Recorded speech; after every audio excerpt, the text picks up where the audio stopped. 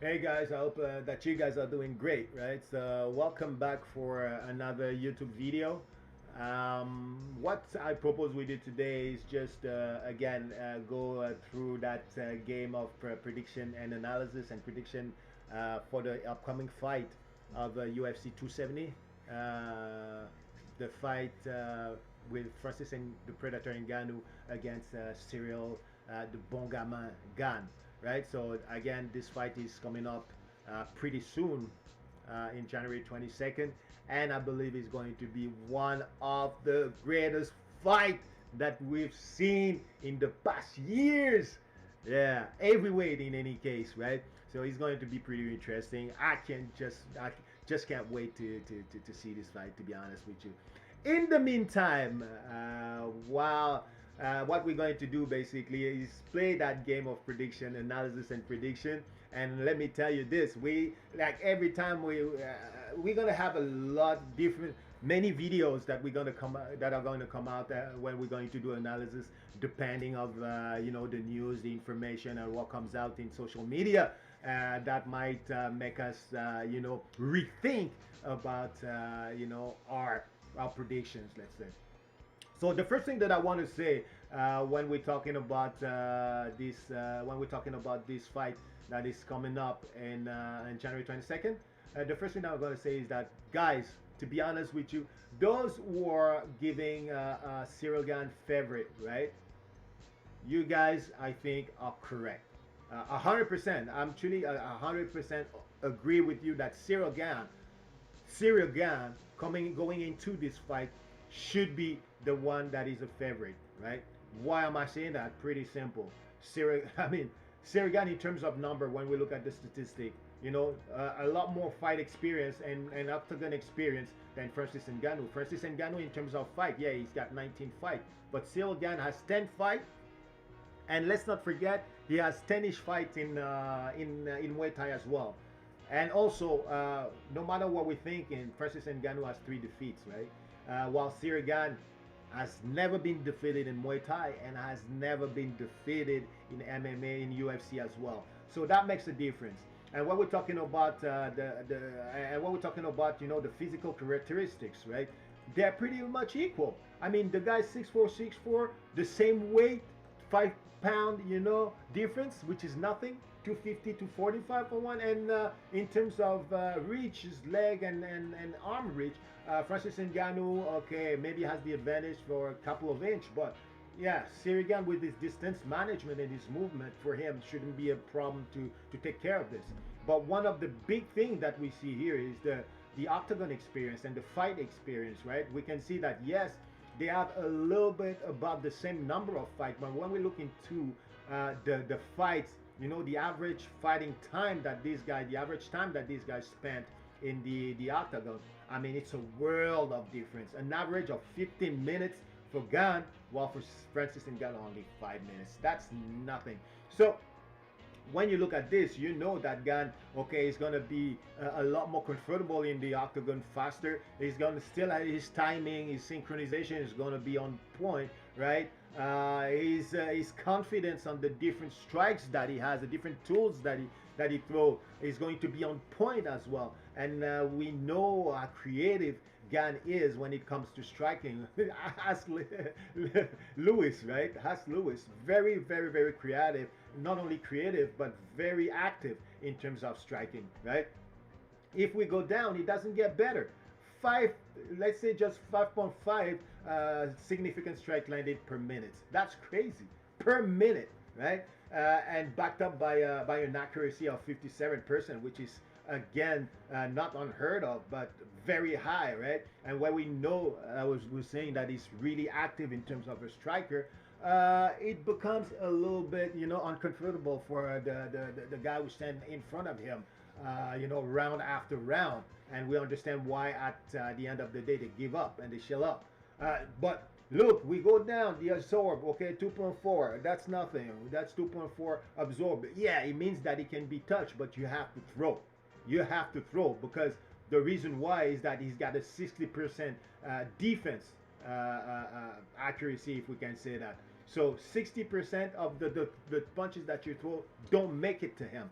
So you need to understand as well that people are actually trying to challenge him, challenging him a lot. So when you got only 2.4, you need to understand that he's avoiding a lot of shots. So Francis Ngannou with his 2.54 landed per minute, ah, we'd like to see. I think that Cyril Gane for him, even if we're not talking about him like tiring Francis Ngannou and winning by decision, right?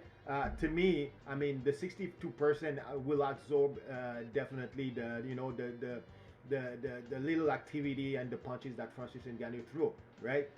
Especially because Francis Ngannou doesn't throw like flurries or too much combination. So if he throws his punches one at a time, forget it. We have Houston, we have a problem. So yeah, so my thing is this: everybody was saying that that Cyril Gane is the favorite. It's totally correct, 100% correct. And also to add to that is the perception that Francis Ngannou as well. And if we follow the the social media analysis of the two fighters, I mean, Francis Ngannou is said to be like, okay, the only thing that goes for him is his power. He doesn't have a fighting IQ. He doesn't have, the movement. He doesn't have the technique that Gane has, and so on and so forth. So that with only a punch, Tyson Fury has shown it. Cyril Gane has shown it against Lewis as well. It is just not enough at a certain level to just have a big punch to win fights, right? So if we're looking at this from this perspective, yes, Cyril Gane all day, and Cyril makes total sense that Cyril Gane would be, in this case, the favorite to win this fight, definitely. But we all know that, if it was only to that, I mean, there wouldn't be a fight. But we know that we know better. We know better. We've been following like MMA guys for a long time, right? So we know better, right? And we know that the statistic that Francis Ngannou here has don't mean jack S, right? Why am I saying that? Because I mean, the guy doesn't spend enough time in the octagon, to be able to show us what he has, and that's what it shows. That's what he told us. I mean, his statistic stops when the first punch lands. So how do you want him to spend enough time to be able to hype up his statistic? And also, we have to realize that the fight against Stipe and the fight against Lewis didn't help his statistics. And since those fights maybe lasted more than all the other fights where he knocked out people, I mean, those statistics did count and did hurt him to a certain extent, right? They against Stipe, they hurt his accuracy. Definitely in terms of significant strike, you got 41%. I'm pretty sure that after the fight against Stipe, the first one, and after the fight against Lewis, the first one, those things dropped. Those statistics drastically dropped, right?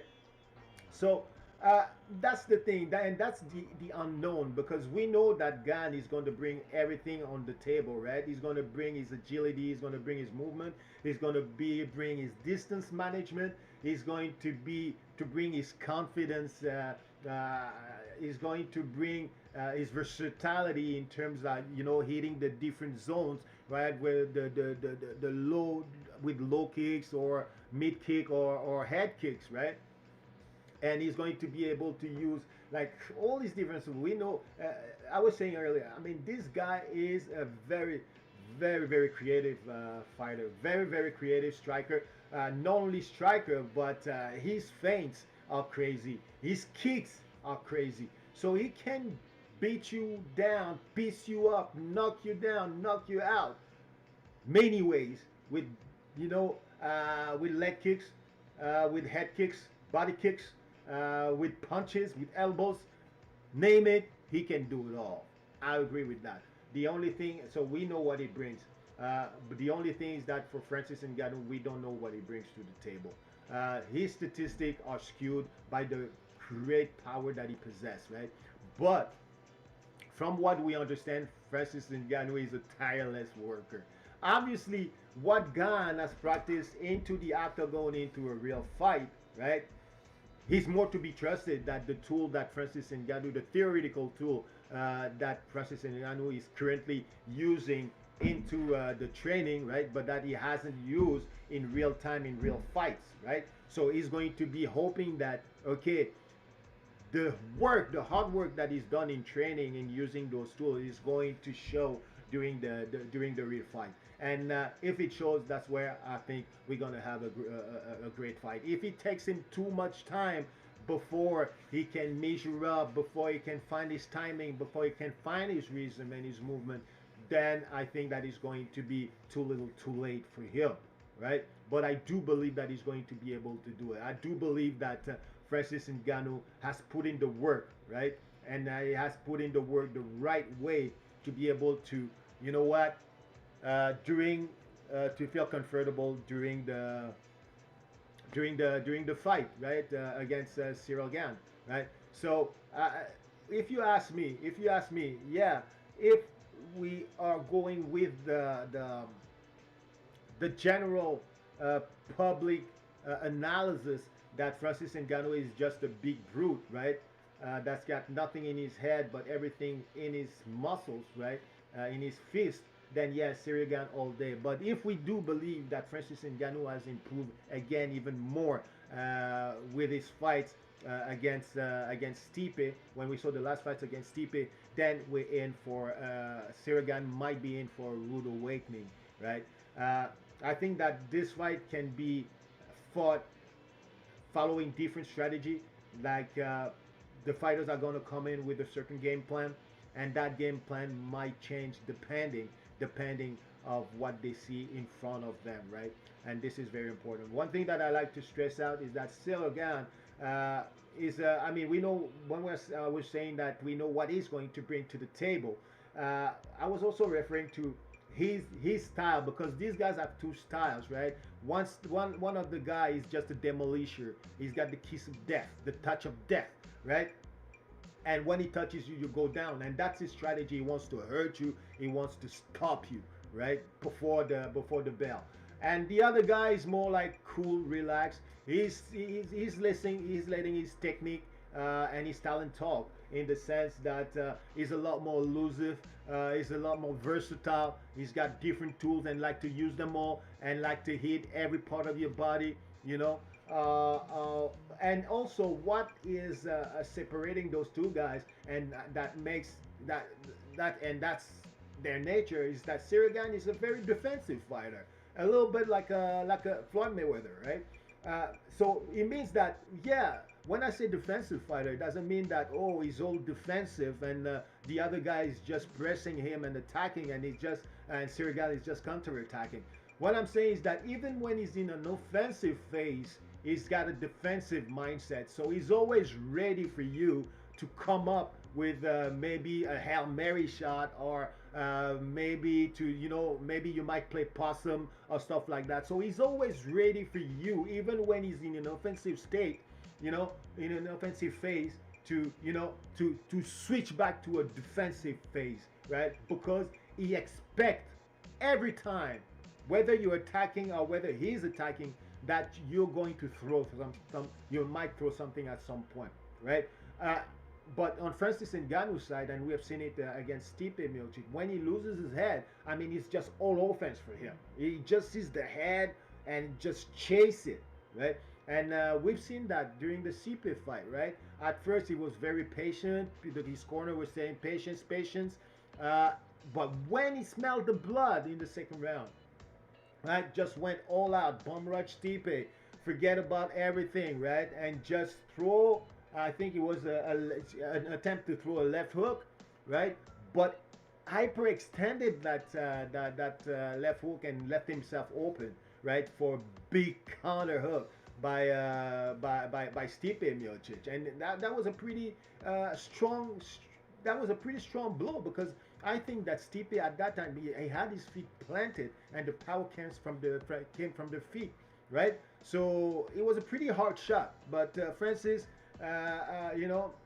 kudos to him. Got a great chin. He took it and quick check hook, boom. That was a. But again, it showed that he lost his head and was just thinking about offense, right? And didn't think that Stipe could react. While if you look at Gane, he would have never taken that shot, and he would have never, I would even say, throw that shot, right? Except it was if it was at the distance where it could, you know, slip the punch coming from Stipe Miocic. So that's a big difference in mindset as well from the two guys, and that can make a difference in the fight.